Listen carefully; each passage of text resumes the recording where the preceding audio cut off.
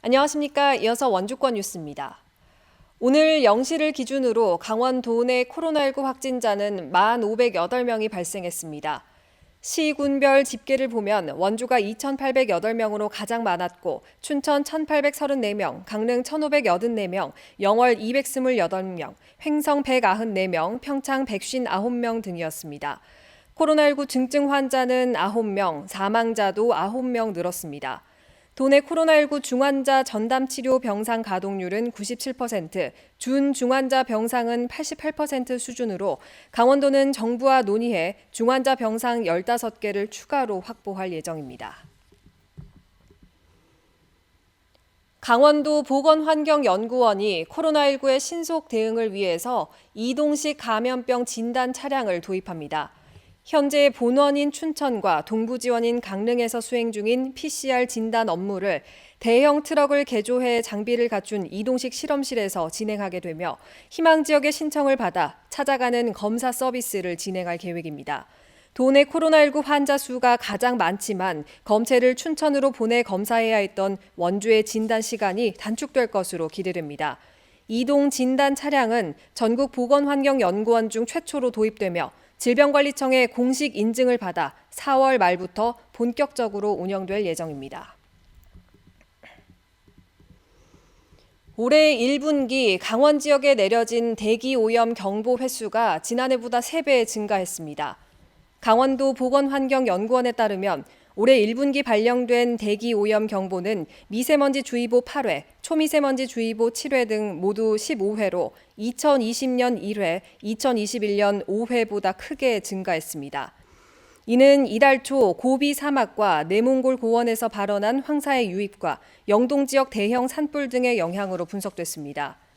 연구원은 도내 대기질 정보를 실시간 제공하고 봄철 미세먼지 대응을 위해서 24시간 대기오염 경보 감시 체계를 운영하고 있습니다. 원주시 농업기술센터가 시민들을 대상으로 농업체험학습장을 공개합니다. 바나나와 파파야, 한라봉 등 20여 종의 작물이 자라는 아열대관과 각종 허브를 비롯한 식물이 자라는 유리 온실 등에서 다양한 식물과 동물을 관찰할 수 있습니다.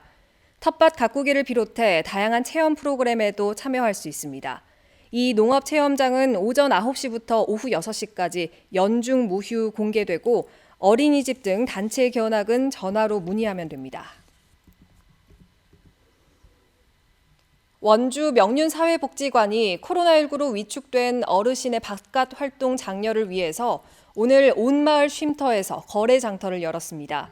명륜 이동 어르신과 주민들은 지난달 마을 정화 활동이나 건강 관리를 하고 돌봄 수첩에 받은 도장을 커피나 생필품 등으로 교환했습니다. 이번 장터에는 주민들이 만든 뜨개질 제품이나 친환경 물품인 에코백을 공유하는 자리도 마련됐습니다. 명륜 이동은 2년 전부터 사회보장특별지원 구역으로 지정돼 각종 사회 참여 프로그램이 열려왔고 작년 5월 온마을 쉼터가 문을 열었습니다. 영동고속도로 인천 방향 문막 휴게소가 오는 4월 1일부터 한 달 동안 운영이 중단됩니다. 이용객들의 편의를 위해 화장실과 주유소는 공사와 관계없이 사용할 수 있습니다. 도로공사 강원본부는 인천 방향 문막 휴게소 건물의 신축 공사를 위해서 4월 1일부터 5월 2일까지 운영을 중단한다고 밝혔습니다.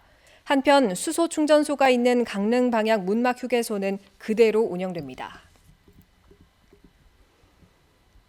빅데이터를 기반으로 한 강원 관광 동향 분석 결과 지난달 969만 명이 강원도를 방문한 것으로 집계됐습니다.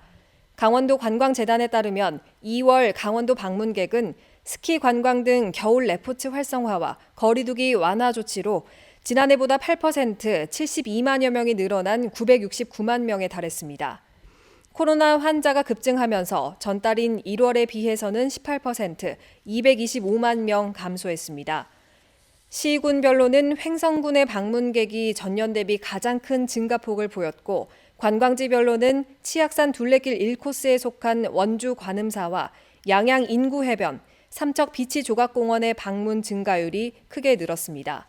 관광 소비는 1,356억 원 규모로 지난해보다 15.6%가 증가했고 특히 숙박 소비가 82% 상승했습니다. 이른바 산업통상자원부 블랙리스트와 관련해 산자부를 상대로 본격적인 수사에 나선 검찰이 산하기관인 광해광업공단을 압수수색했습니다. 서울 동부지검은 최근 광업공단의 전신인 광물자원공사의 사장 퇴임 압박 의혹의 실마리를 찾기 위해서 공단 소속 임원 인사 업무를 담당하는 경영관리본부를 압수수색해 관련 문서를 확보했습니다. 검찰은 백운규 전 장관 등 산자부 핵심 관계자들이 2018년 당시 임기가 6개월 남아 있었던 광물공사 김영민 전 사장의 퇴임을 압박한 걸로 의심하고 관련 수사를 벌이고 있습니다. 강원도 일자리 재단이 청년 유출 방지와 구직 역량 강화를 위해서 도내 구직 활동을 하는 미취업 청년에게 최대 300만 원을 지원합니다.